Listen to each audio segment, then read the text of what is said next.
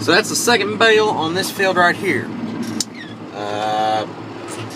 I don't know how many acres this little land right here is. I'm not really sure how much acres is total here. This is our farthest field from the farm, and you usually get 3 cuttings off of it, and produces some very good quality hay. And that's what we're after, is quality hay. So yeah, there goes the 4055 and John Deere 567 round baler. These bales popping out are 64 inches tall. Let's see. That is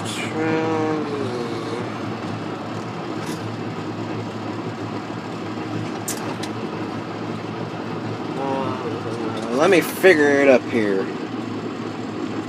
Calculator. So 64 divided by 12. Almost 5.5 foot tall. I think.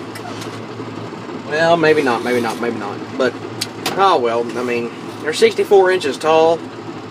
That's. You can do the figuring in your head. I'm not going to. So yeah, we got 6310 loading these. Got 2 wagons. That's the one wagon we built last fall, and then here's that other new wagon we built early this spring. And I'm in the 7210 hauling. Speaking of this, let's see how many hours the old girl has. 5,620. There you go. 5,620 hours on this old girl. And it's been a good tractor. Knock on wood. It's been a good one. So we sold some of these bales. We sold the field we baled yesterday to the same horse farmer that bought the bales from here last cut. And I don't know, depending on how many bales this field or this farm makes, we'll either sell it or just haul it to the barn. We'll just have to see. So yeah, I'm just sitting and waiting.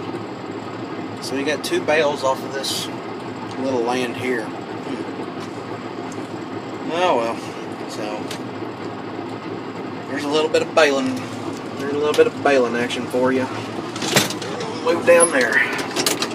So I'll come back if I got some footage of the baler or not.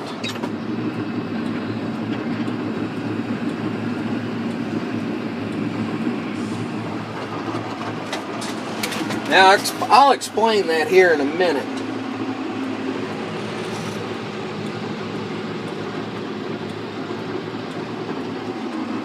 There's a reason